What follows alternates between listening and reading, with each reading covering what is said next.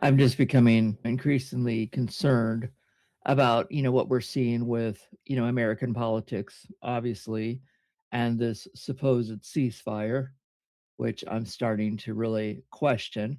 I'm really curious about funds, going into the regime. And I mean, you already touched a bit on that already, but in Iran, or Iran's international, sorry, trying to talk and type at the same time, there's an article showing that the morality police vehicles have already been deployed again. Granted, we're only talking about two cities so far, but it seems to me like this is an indication that they're trying to increase, their reach again, and trying to get things back to, their idea of normal, referring to the Islamic regime and the IRGC, of course.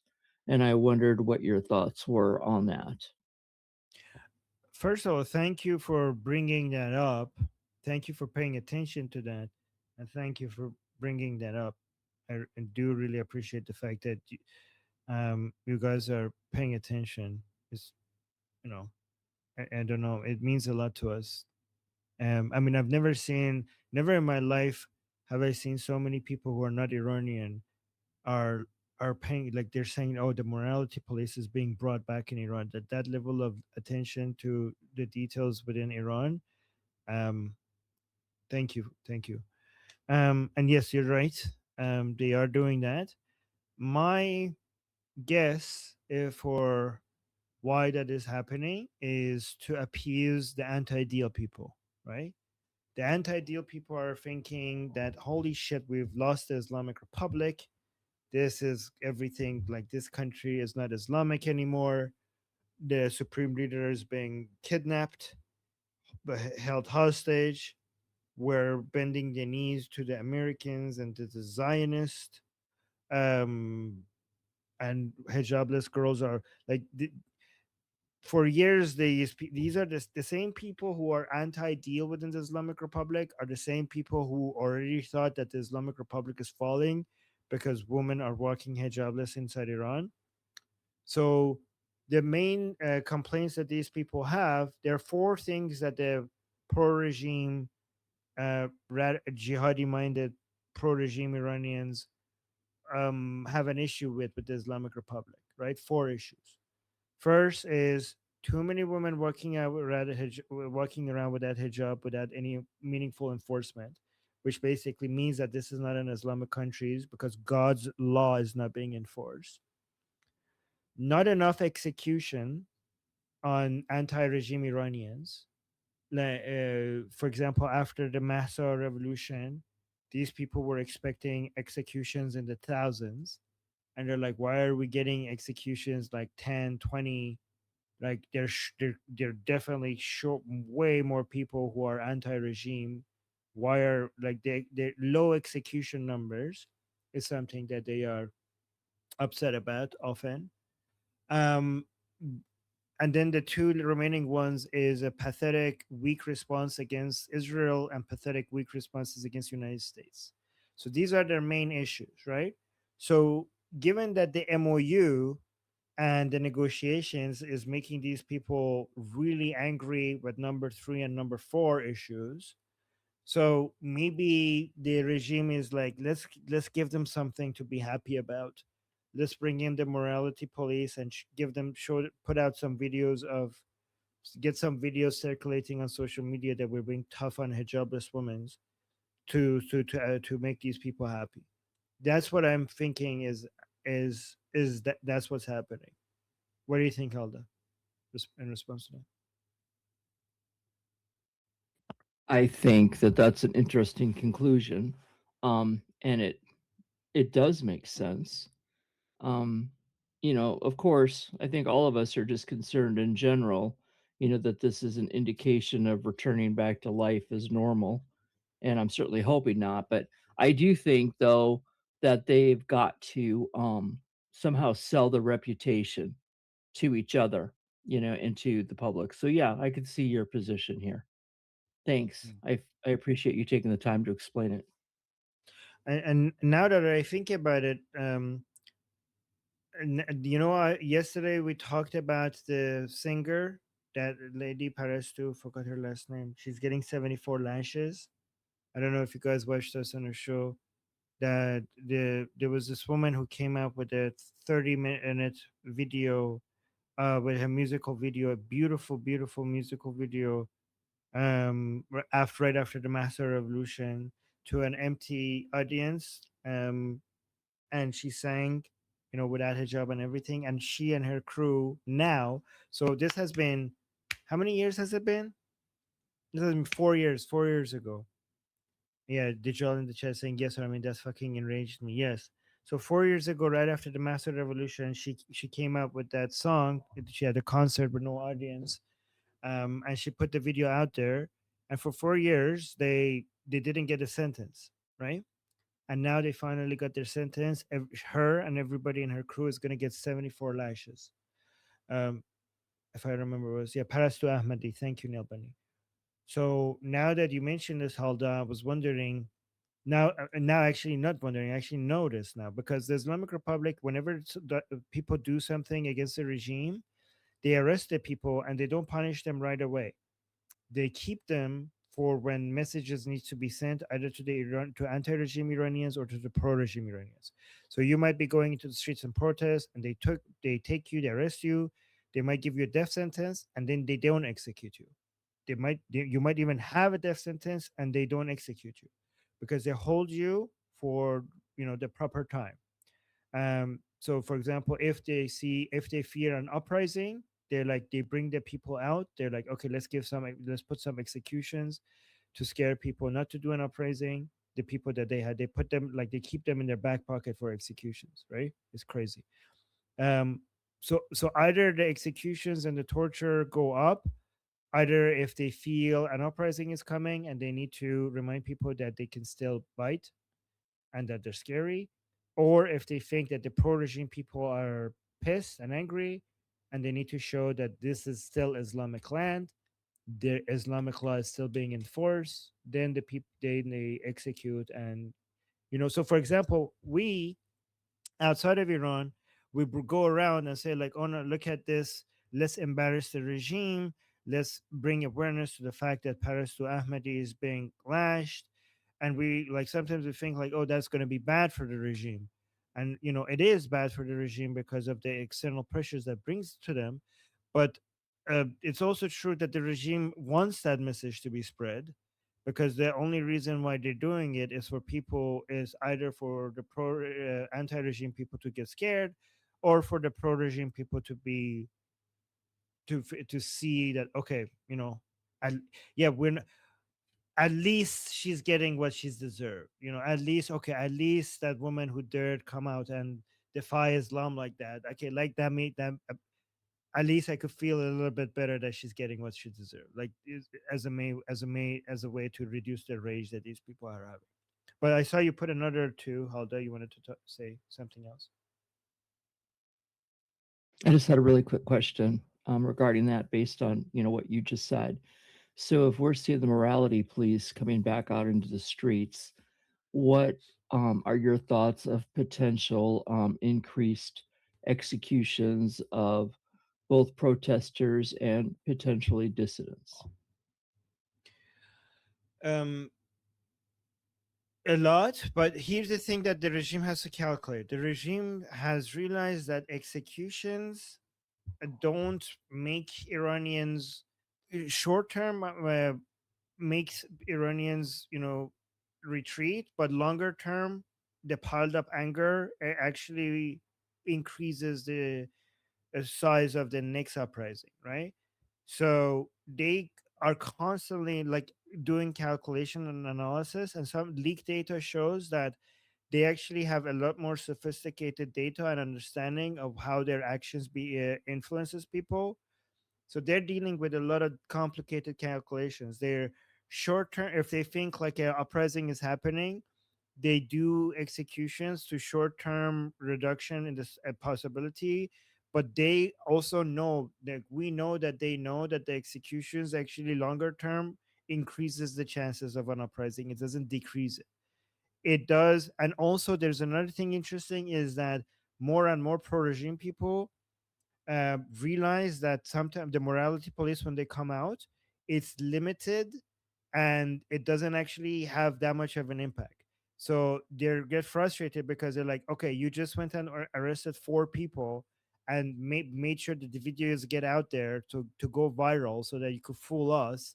But I was just out in, I don't know, Vanak, and everybody is hijabless. So you guys, like, let's say that the regime is fooling us with just four or five arrests, and they feel pissed that the regime is basically trying to make them feel like Islamic law is being enforced, even though it was very limited arrest. So there's also that.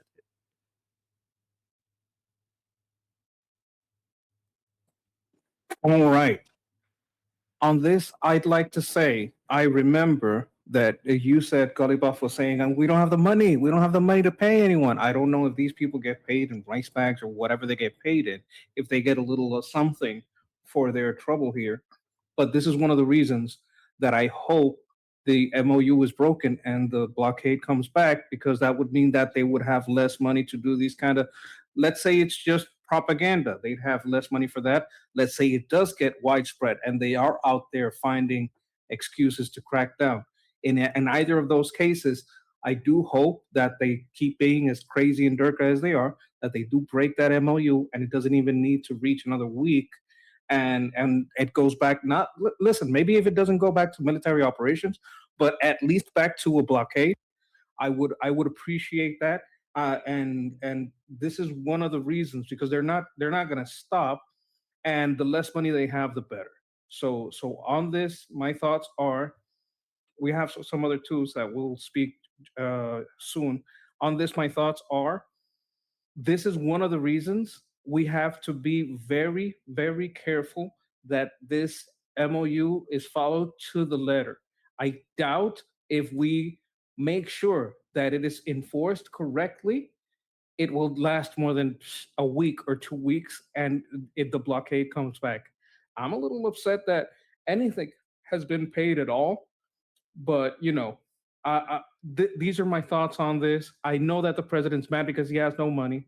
I know that they use the money to get their enforcers out there. So with that, we're gonna move on to some twos. I believe Noah also had a word on this. Noah, go ahead. Yeah, I just remember seeing a video today in Qom about of an Iranian woman being harassed by pro-regime supporters, saying, "We're going to contact the police because you're not wearing an hijab or face head covering," basically. So I find it outrageous that they're doing this again. But I mean, yeah. Yeah, they're done with using them. They needed them. The hijabless women were very useful during the time. I mean, I don't know. By the way, I don't know if they're done with using them. I think there's different segments. Some people are like, yes, let's bring this hijabless girls into our religious ceremony so we could like do some propaganda. And then there are other parts of the Islamic Republic supporters who are like, what the fuck is this? Why are we allowing this? So I think but I think the people who are saying that let's do this, let's use them for propaganda, they have the upper hand during wartime, and the people who are saying like, what the fuck, this isn't Islam, we're not enforcing Islamic law, they have more of an upper hand in stable times.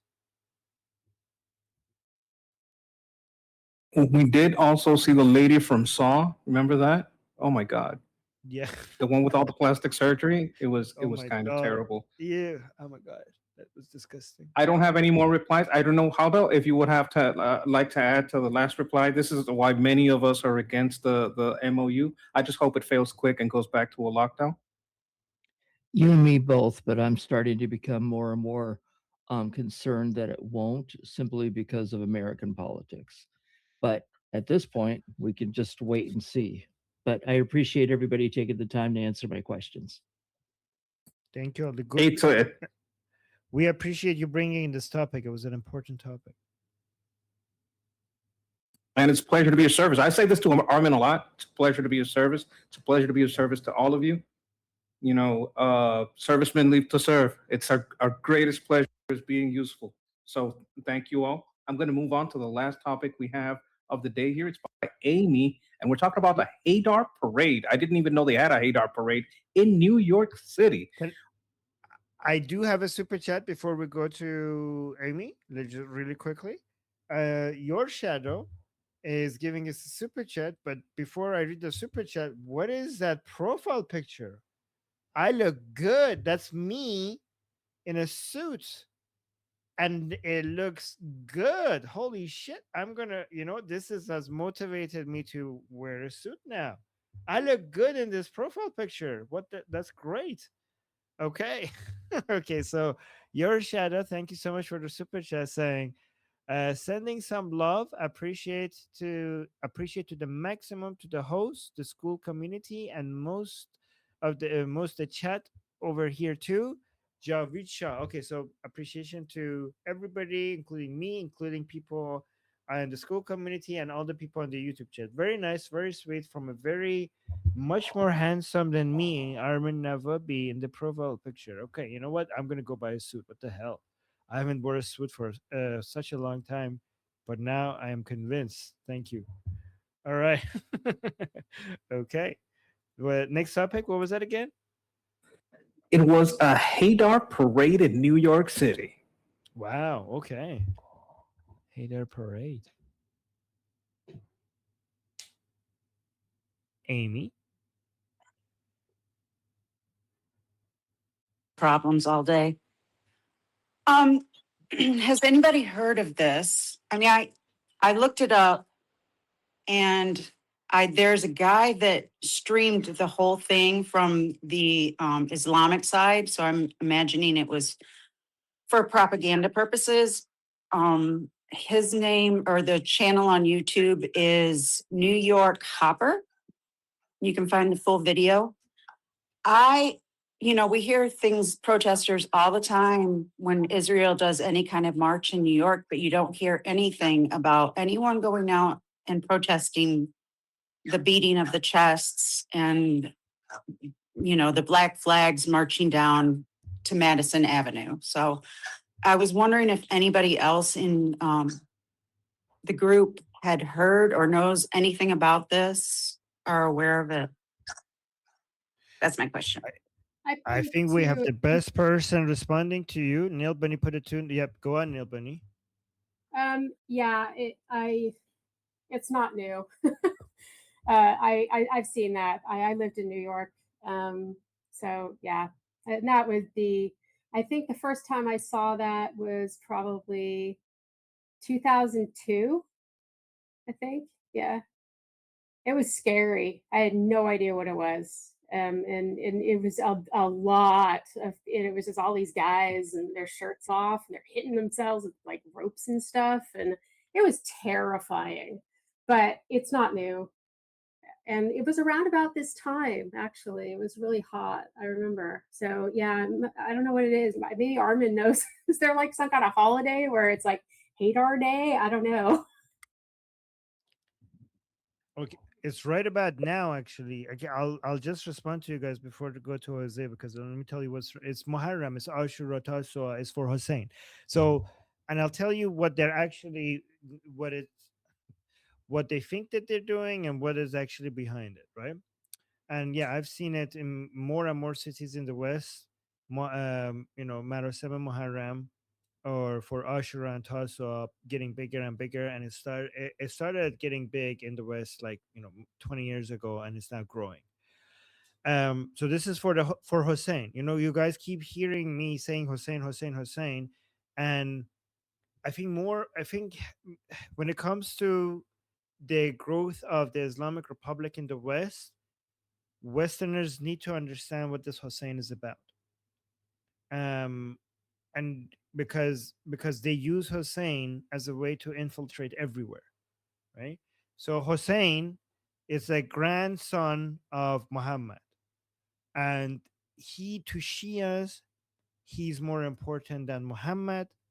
He's more important than the Quran. They would never admit this to you. They say they will tell you that I'm lying, and they would never admit this, but this is true. Hussein is more important than Muhammad. He's more important than the Quran. He's more important than God himself. right? And he was killed. Him and his crew, 72 of them, were killed in the Karbala. Back then, it wasn't a city. They eventually turned it into a city because it became a shrine to Hussein. Yazid's army killed Hussein, and Hussein was fighting Yazid because he was ruling and he was not supposed to be a ruler, and he was not ruling based on Islam. And Hussein was rising up against him to bring Islamic rule back, and Yazid easily destroyed and killed his army and beheaded his army beheaded him. And every year the Shia Muslims around the world come out at a specific time in the lunar Islamic calendar. They come out and they remember his death and they cry and they beat their chest for Hussein, right? And Hussein is like a kind of like Jesus in Shia Islam because he died for our sins. He died for the sake because Muslims are not living Islamic lives. So he's actually a copy of Jesus, in the sense that he died for the sake of bringing Islam back and making sure that Islam stays alive. And he did that with his blood. He kept Islam alive. Um, and because it's a lunar calendar, it means that it's always it moves around. So it's supposed to be every year, but it's like it could be in the middle of summer, and then a couple of years it's in the middle of the winter. So it's not a solar calendar, so that's why it moves around, right? So it's every year based on the lunar Qamari Islamic calendar. So that's what they're doing. But what's actually happening is that they're creating a funnel. They're creating, you know how sales funnels work. You have your cold leads, and then you have your warmer leads, and then you come down the funnel, and then eventually you buy. This is a funnel. The base of the funnel are people who are not Muslims, but you will convince them that Hussein was a good person. So one thing you notice in all of this is by the Islamic Republic. So every time you see one of these, you know, what is it called? Procession in English, yeah, marosem call it, right? In the West, just know that this is paid for the Islamic Republic as a way to grow their roots into the base of your country. And they have different types of audiences for this. They have the Muslims who are not Shia, they have Shia and the Muslims who are Shia, and then they have the leftist non-Muslims, right? So for the Shias within your country, they're trying to bring them in and eventually turn them from being Shia to pro Velayat Faqih Shia. Basically, being Shia is not good enough. You need to be a Shia that thinks that the head of the Islamic world is in Tehran and it's the guardianship of the jurists, and the supreme leader in Iran is supposed to be your marja' taqlid, the person that you're supposed to taking commands from. If you're Sunni, the goal is for you to eventually see these people as the true warriors for Palestine, and they would not be advocating for you to be a Shia. Their advocacy to you is that we need Muslim unity, and they will have interfaith Sunni Shia conferences for the sake of Palestine, and they will try to convince more Muslims who are not Shia that the only leader within the Islamic world that is actually fighting against global Zionism and for the Palestinian cause, it's in Tehran. Like the Saudis have abandoned you, the Emiratis have abandoned you, the Egyptians have abandoned you. So if you care for Palestine, if you want to fight global Zionism, this is the only way. And then the other audience is the leftists, and to them they will not even talk about Islam. They will talk about Hussein as a freedom fighter who was fighting the terrorists at the time. They might even try to convince you that the terrorists are Sunnis. Shias are not terrorists. In fact, Hussein, which is what the Shias follow, was fighting the terrorists of his time, which was Yazid. And all of these jihadi people who do terrorism, they're ISIS, the Al Qaeda, they're all Sunni, which is all bullshit. the main source of terrorism, funding for terrorism, has been the Islamic Republic for the past 50 years. Even the Sunni ones get funding by the Islamic Republic. And Hussein was the terrorist of his time. Yazid was going to rule like his father Muawiyah, and Muawiyah was actually bringing peace and stability and prosperity to the Arabs. He was kind of secular. He was tolerant of non-Muslim people, based on their, and that's why he was un-Islamic. And Yazid was going to rule like his father, and Hussein was going to rule like his father. Hussein's father was Ali, and Ali brought chaos to the world, to the Arab world. So Muawiyah's time was peace, prosperity, unity, and growth. And Ali's time, in Ali, when he became the fourth Khalifa, he had nothing, he brought nothing but internal conflict and death. The highest number of Muslims died because of Muslim on Muslim violence under Ali's rule. So Shias follow Ali, and Hussein was going to rule like his father. So Yazid was bringing stability, and Hussein was going to bring Islam. So Hussein was the terrorist, and Yazid was going to be the secular authority of his time. So there's that. I don't know if that was helpful. All Yeah, right. I like having the information, just to be able to go out there and fight the narrative. But I mean, can you give us like maybe an elevator pitch for this kind of thing to bring it to the forefront and show 'em, like Walmart Americans, what's going on? So if they're saying what elevator pitch, hey, let me ask for help for like the expert on Walmart Americans. Sketch, how do you translate everything I just said to Walmart American language? These people have an Islamist worldview. It's kind of crazy, but we'll go down how it goes. Okay, these people are trying to change your laws. At first, they do it through processions, and they do it through uh, having calls to people with a similar ideology and getting voting blocks. They get together, they have their little ceremonies as a show of force that leads to leftists going along with them. To the left, they say, hey, freedom fighters.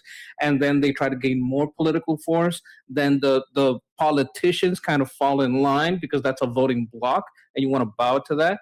But these are terrible people, and you have to be very, very careful because the laws they put in will not help you at all.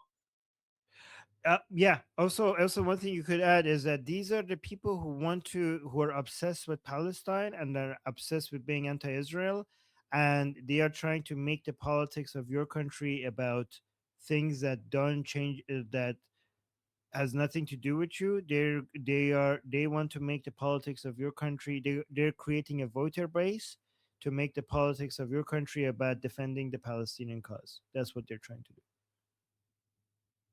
All right, thank you so much for that. Thank you. They also do this worldwide. You should. They're doing this in Japan. I'm pretty sure they're doing this in UK. It's worldwide. I think Nail Bunny put a 2 in. Let me see. Yes, I think I have Nail Bunny. Then Jose. I'll say something at the end. No, Jose says no. You were not. You don't want to go. Okay. Okay. You go on. Intimidating too. I just thought it was intimidating, but but I don't think that there's any way to walk down the street hitting yourself without being intimidating. So I honestly, I just thought it was weird when I saw it. And the thing about it is that I feel like people really need to understand, and I'm not defending, believe me, I'm not defending Mom Donnie, but people are sort of like, there was that video a couple of maybe a month or two ago of somebody filming, in Brooklyn. And it was in Brooklyn. And I know it was in Brooklyn because I lived on that street. And they were like, and you could hear the call to prayer. And the thing is, it was like, oh, Mom Donnie. And then everyone's freaking out and no, look what they're doing. And it was just like, that street in that exact spot has been like that forever. That it's just, it's an overreaction. I mean, I'm not, like I said, I'm not defending it. We definitely didn't have people praying in Times Square, but that neighborhood, that's the little Middle East. I mean, that's like right near the Damascus bakery. Across from that is another place you can get the like amazing pastries, and it's just that is the neighborhood, and it looks exactly the same as when I lived there. And I lived there I lived in Brooklyn 24 years ago, and it was exactly the same. In fact, it didn't even look any more. It was just like, yeah, that would look is exactly what it looked like. Nobody, Uh, anybody who thinks that you're defending Islam or Mamdani has no idea what it has. It doesn't know you one bit. Okay, so and don't there's a worry. reason I'm showing my Yeah, face. You have any idea how much yeah, I have said about uh, the prophet? Yes. yes. One thing interesting that you guys might find funny. I don't know if you would or not, but in Iran, many young boys and girls who go to Ashura, they're not going there for Islamic reason. I mean, at least when I was in Iran, I remember that many boys go and take their shirts off and beat their chests, not because they be Islamic reasons, but because they know there are many girls who show up at these processions just to watch shirtless boys. And the boys are showing up to show off to the girls, and the girls are showing up to watch shirtless boys. So that's a tradition also in Iran, that some people are taking advantage of all of this. So there's also that. Okay. So I need to I cut. have Yeah, go on. one last thing. I have a video from Apologetics Prophet from 2 months ago where he went to this Ramadan in Times Square. They took over Times Square. I think it's not a common thing. I think they do it for special occasions like Ramadan. So they're like, meet me halfway. So that did kind of happen. But I agree, and I look forward to any update from Nail Bunny on UK because UK stuff is happening. And with that, we got to go. Love you guys. My name is Armin Navabi. I'm an Iranian political analyst with decades of experience fighting the Islamic regime inside and outside of Iran. Make sure you follow me for more, and also make sure you join our discussion group. I'm there almost every single day. Come talk to me there and the rest of the people there in our group calls. It's a great place to meet and talk to people who like talking about politics. The link is in the description and or in the bio. You could also get there by scanning the QR code on the screen. See you there.